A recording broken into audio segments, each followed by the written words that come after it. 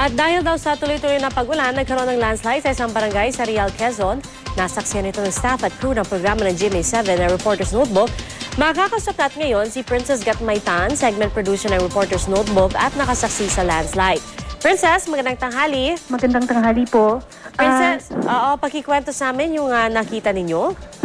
Sa ngayon po putol yung daan dito sa Barangay Kapalong, Real, Quezon. May ginagawang daan dito pero yun nga, bumigay ang tulay dito sa lugar na ito. Sa ngayon, hile-hilerang sasakyan. Tapos yung mga pribado at pampasaherong sasakyan stranded dun sa tulay na yon.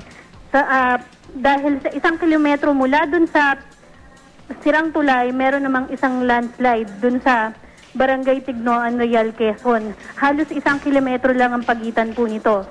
Sa ngayon, wala namang naiulat na namatay or nasugatan dun sa area. Pero may mga dumarating na pulis tsaka sundalo para tulungan yung mga residente na na-stranded dahil nahakot nila yung mga gamit mula dun sa mga na-stranded na halos 6 na bus dun sa area. Princess, nakikita namin dun sa mga litratong pinadala mo, no? Parang malaking bahagi nga ng tulay ang gumuho. Kayo ba, kasama kayo dun sa mga stranded? Actually, pabalik na kami papuntang Manila. Yung sasakyan namin na stranded dun sa gitna. Kaya naglakad kami dito sa bayan dun sa tulay na ginawa nila. Okay. At yung sitwasyon nung umalis kayo, nabanggit mo may mga dumating na mga police, pati ba mga emergency workers, mga medical teams dumating na rin? Sa ngayon, wala pa pong emergency unit, mga medical teams na nasa area. Kamusta naman yung naging reaksyon ng mga tao doon? Nakausap mo ba sila? First time ba nilang makita ang ganitong klaseng landslide?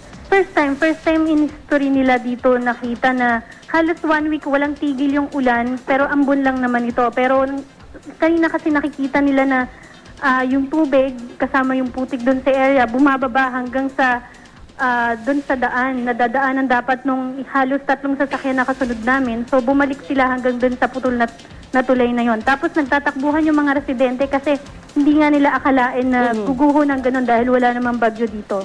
Okay. At sabi mo nga, no, kayo, nakapaglakad kayo tapos nakabiyahe na kayo. Paano yung ibang mga kasabay ninyo?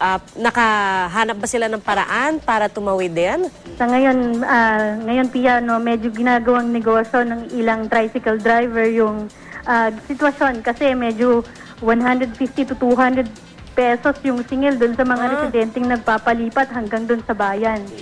Okay. So, kasama na kayo dun sa mga kinailangan mag-tricycle? Kasama na po kami. Alright. Well, naku, Princess, maraming salamat ha. Mag-ingat kayo sa inyong pagbiyahe pabalik.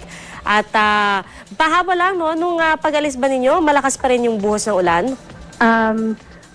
Patuloy pa rin yung pagbuhos ng ulan pero hindi ito kalakasan. Ang malakas dito ay yung hangin na bumubuhos dito sa area.